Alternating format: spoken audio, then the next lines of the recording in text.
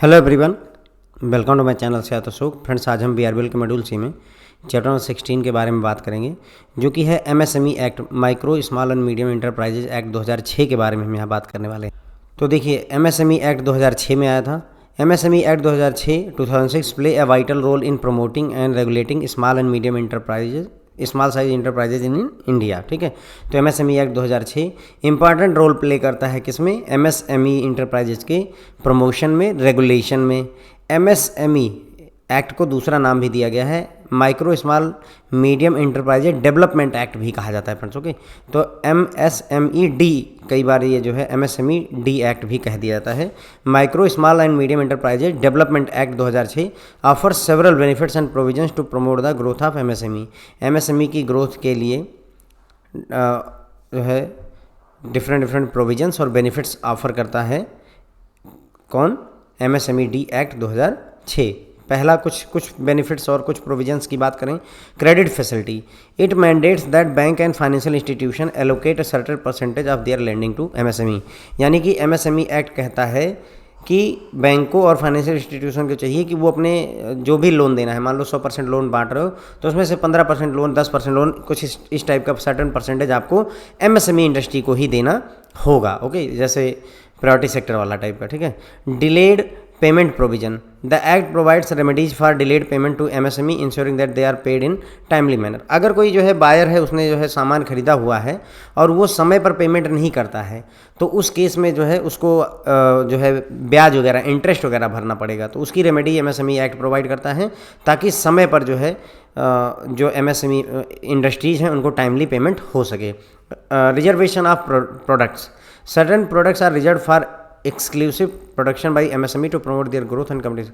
कुछ ऐसे प्रोडक्ट हैं जिनको केवल एमएसएमई इंडस्ट्री द्वारा ही बनाया जा सकता है ताकि एमएसएमई का ग्रोथ और कम्पिटिटिवनेस बढ़ सके, बना रह सके। Support for technology upgradation, MSME act जो है इनकरेज करता है एमएसएमईज को कि वो अपनी टेक्नोलॉजी को अपग्रेड करें, और साथ ही साथ में सपोर्ट मैकेनिज्म के लिए भी प्रोसेस प्रोवाइड करता है। Facilitation of entrepreneurship, it promotes entrepreneurship by simplifying registration and other regulatory requirement for MSME.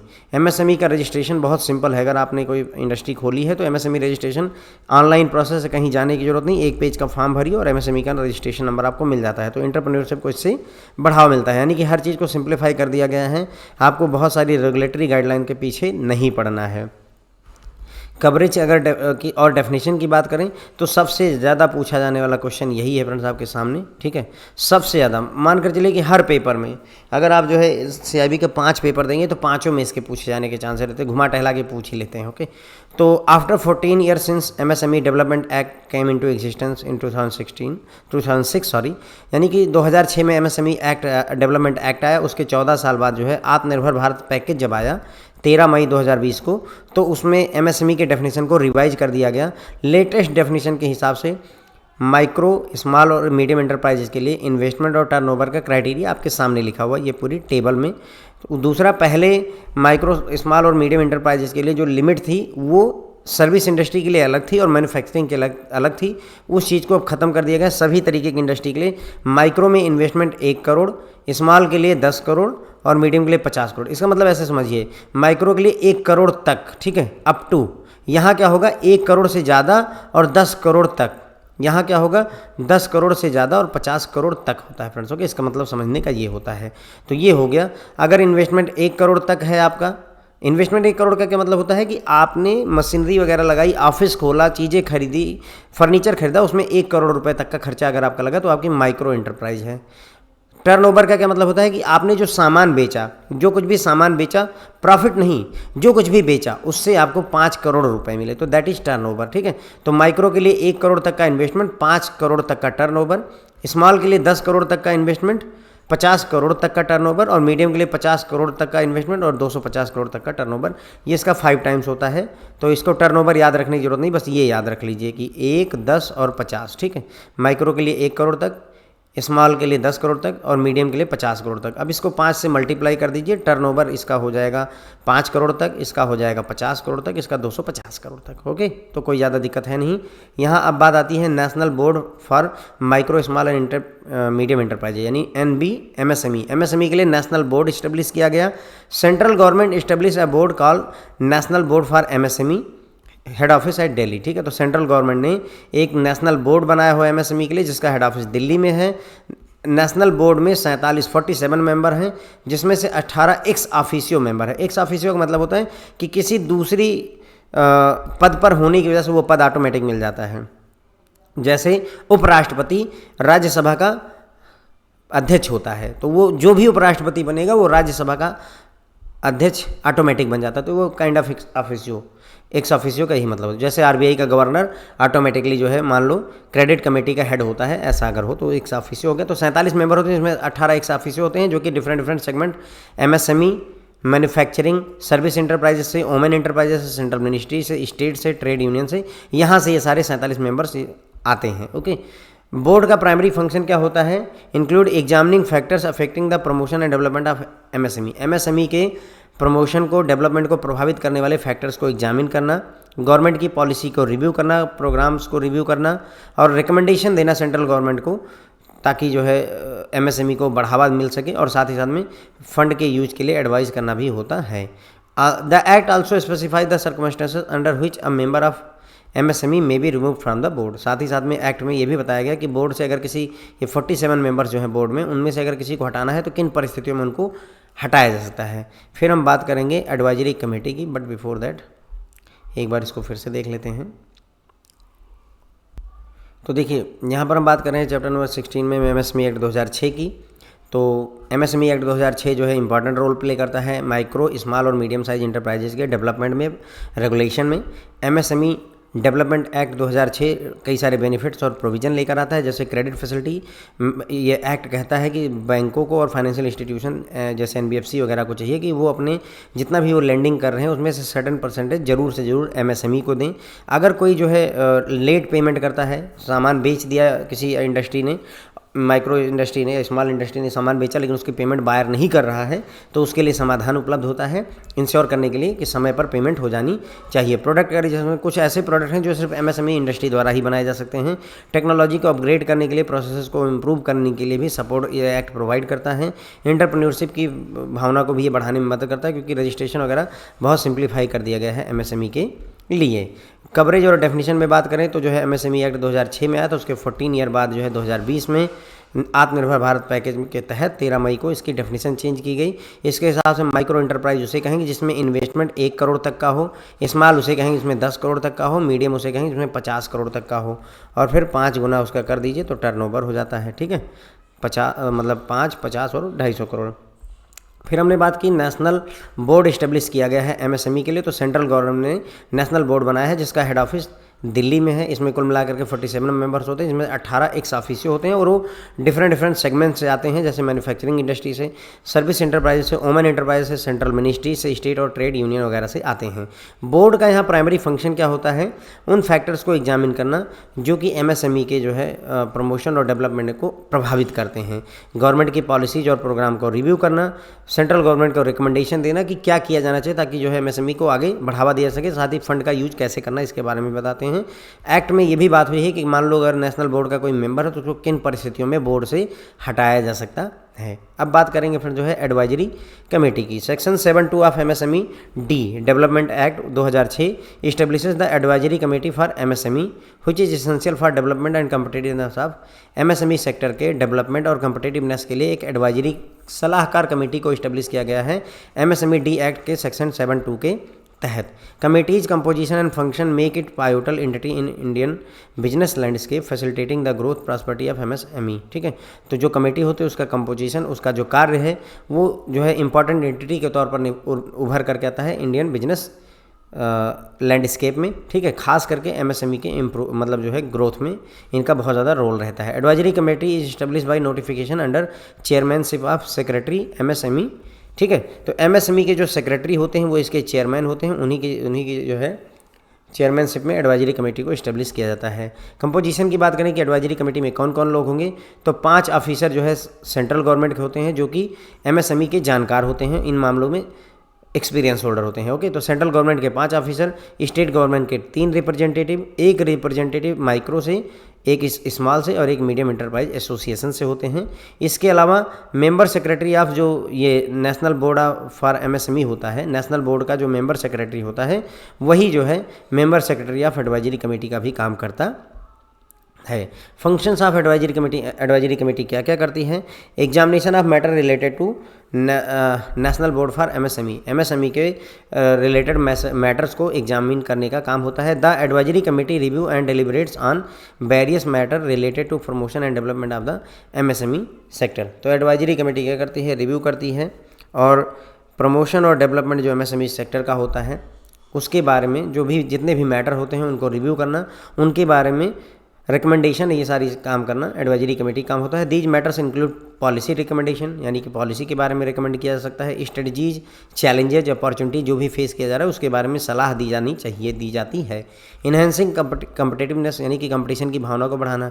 Committee works toward identifying ways to enhance competitiveness of MSME के कम्पिटेटिवनेस को बढ़ाने के लिए रास्ते तरीके खोजने में लगी रहती है ये कमेटी।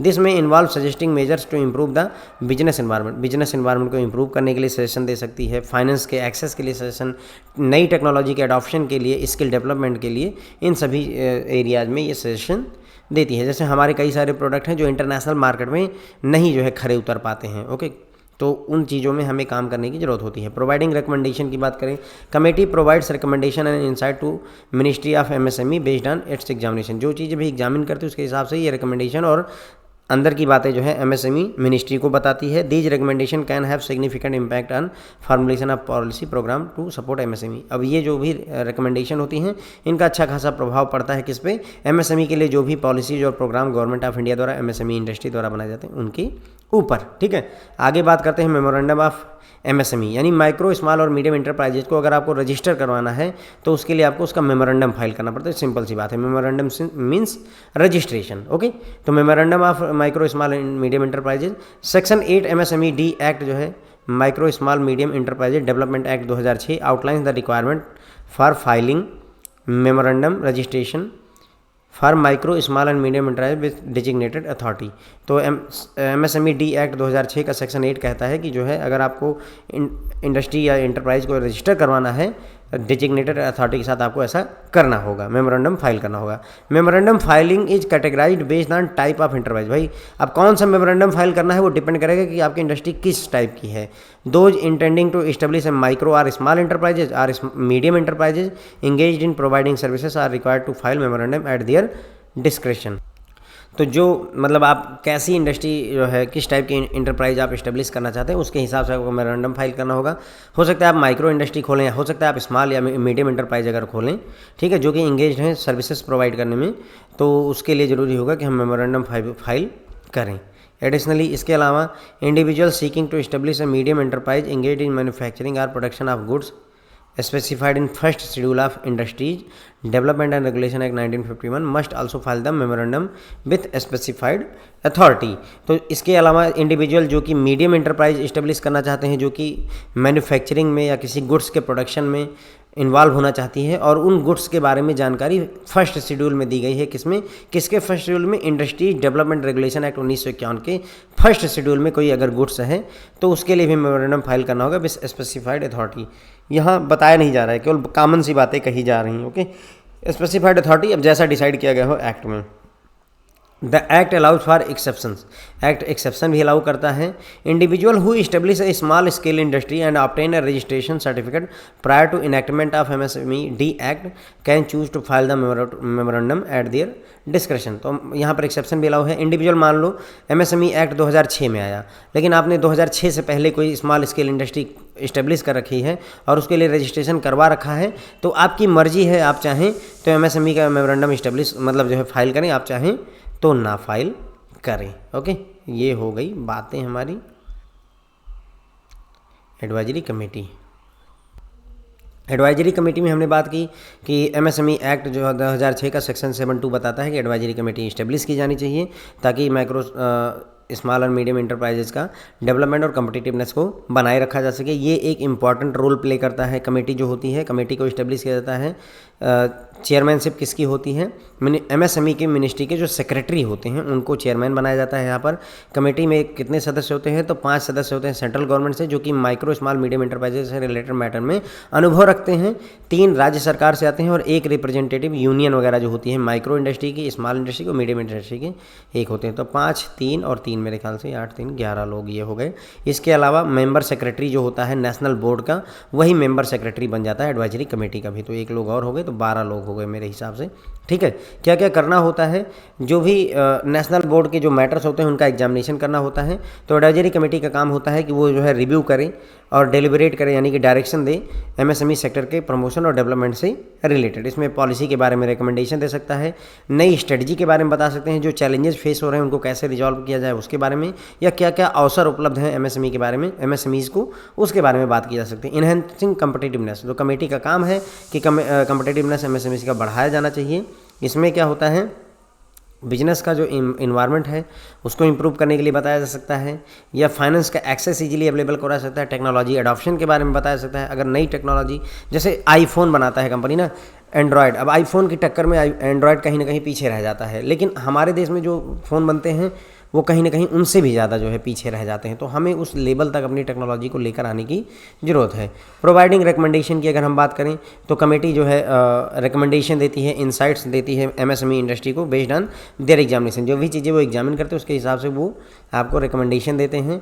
वो रिकमेंडेशन जो है सिग्निफिकेंट इम्पैक्ट डालते हैं किस पे? एमएसएमई के लिए जो पॉलिसीज और प्रोग्राम बनाए जाते हैं गवर्नमेंट द्वारा या एमएसएमई इंडस्ट्री द्वारा, उसमें इनका ध्यान रखा जाता है। मेमोरेंडम की बात की तो मतलब रजिस्ट्रेशन की बात कर रहे हैं एक तरीके से। तो एमएसएमई एक्ट 2006 का सेक्शन 8 कहता है कि हाँ, एमएसएमई इंडस्ट्री को आपको रजिस्टर करवाना होगा डेजिग्नेटेड अथॉरिटी के साथ में। अब किस टाइप की इंडस्ट्री आप खोल रहे हैं उसके हिसाब से ही आपको रजिस्ट्रेशन करवाना होगा। अगर आप माइक्रो इंडस्ट्री खोल रहे हैं तो वहाँ रजिस्ट्रेशन करना, स्मॉल करवाना है तो स्मॉल का, मीडियम कर रहे हैं तो मीडियम का मेमोरेंडम आपको फाइल करना होगा। इसके अलावा अगर मान लो कोई मीडियम एंटरप्राइज है जो कि ऐसे प्रोडक्ट को, ऐसे गुड्स का मैन्युफैक्चरिंग कर रही है जो फर्स्ट शेड्यूल में शामिल है किसके? Industry development and regulation act 1951 के, तो उसे मेमोरेंडम फाइल करना होगा किसके? विशेष अथॉरिटी, स्पेसिफाइड अथॉरिटी के साथ में। यहाँ पर एक्सेप्शन भी अलाउ किया गया। एक्सेप्शन क्या दिया गया कि मान लो एमएसएमई एक्ट आने से पहले ही आपने कोई स्मॉल स्केल इंडस्ट्री खोली और उसका रजिस्ट्रेशन जिस तरीके से पहले रजिस्ट्रेशन होता तो वैसे करवा रखा है, तो आप एमएसएमई का मेमोरेंडम फाइल करना चाहते हैं या नहीं, ये आपकी डिस्क्रिप्शन पर डिपेंड करेगा, आपकी मर्जी पर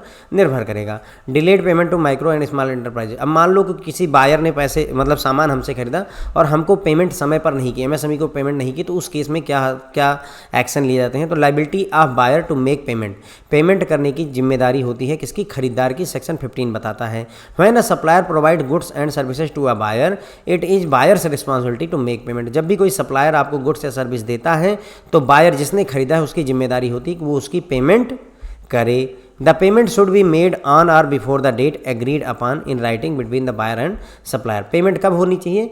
तो ऑन और बिफोर, जिस डेट को एग्री किया गया है राइटिंग में, आपने मान लो 1 तारीख को कोई सामान खरीदा और उसमें बात हुई कि 15 तारीख तक आपको पेमेंट कर देनी, तो 15 या 15 से पहले आपको पेमेंट कर देनी चाहिए। बायर और सप्लायर के बीच में ये राइटिंग एग्रीमेंट होना चाहिए कि हाँ इस डेट को पेमेंट होनी है।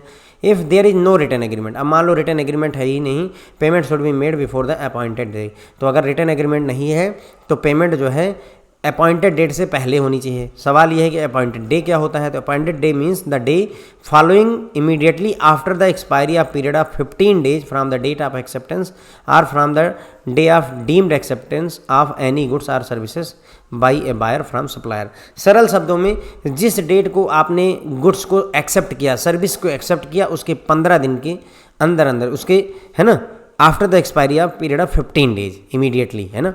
जैसे मान लो 1 तारीख को आपने कोई गुड्स यानी फ्रिज खरीदा, तो फ्रिज को आपने एक्सेप्ट कर लिया, अपने घर ले आए।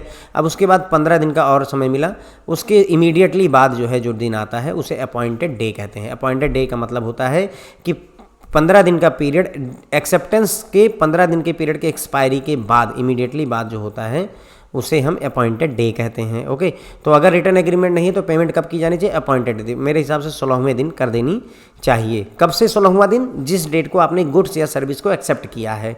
Agreed period for the payment in writing between the supplier and buyer should not exceed 45 days from the date of acceptance. अब यहाँ कहा गया कि जो एग्रीड डेट एग्री करेंगे कि हाँ इतने दिन के अंदर में पेमेंट होनी है, तो उसमें भी गाइडलाइन है कि ज़्यादा से ज़्यादा 45 दिन का जो है समय दीजिए, 45 दिन से ज़्यादा का समय मत एग्री करिए, ठीक है। तो agreed period for payment in writing between supplier and buyer should not exceed 45 days from the date of acceptance. तो 45 दिन से ज़्यादा का समय नहीं दिया जाना चाहिए पेमेंट के लिए। इंटरेस्ट ऑन डिलेड पेमेंट, अगर आप मान लो पेमेंट समय से नहीं करता है बायर, तो उसको इंटरेस्ट देना पड़ेगा। ये बोलता है MSME एक्ट का section 16। If a buyer fail to make payment to supplier as per provision of section 15 they are liable to pay compound interest to supplier. अगर मान लो बायर जो है समय से पेमेंट नहीं कर पाता है, तो उसको कंपाउंड चक्रवृद्धि ब्याज देना होगा सप्लायर को, ठीक है।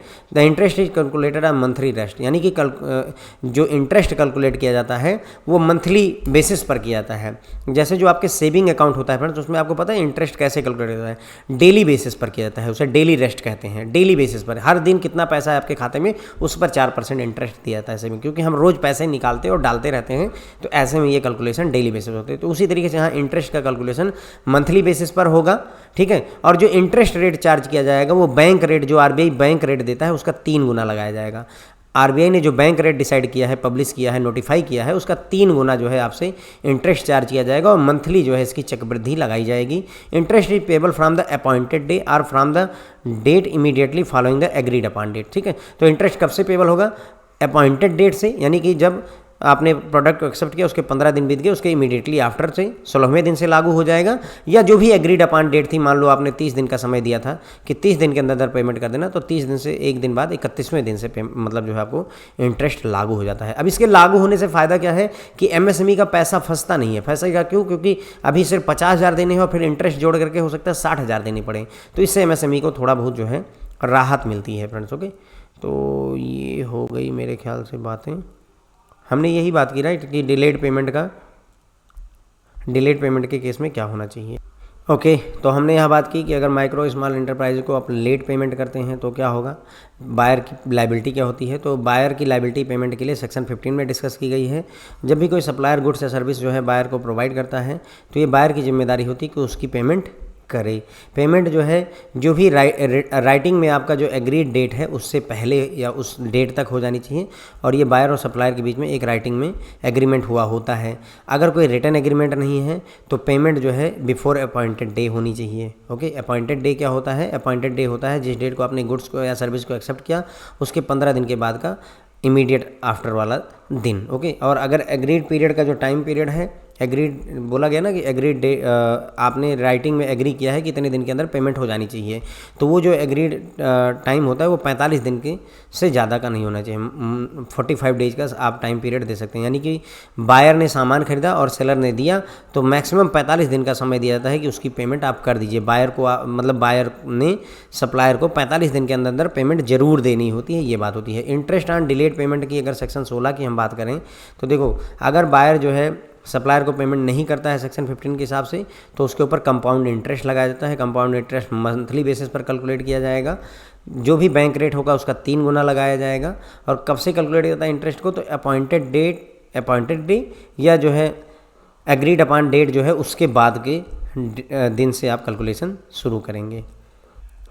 बात करते हैं डिस्क्लोजर एंड पेनाल्टी की।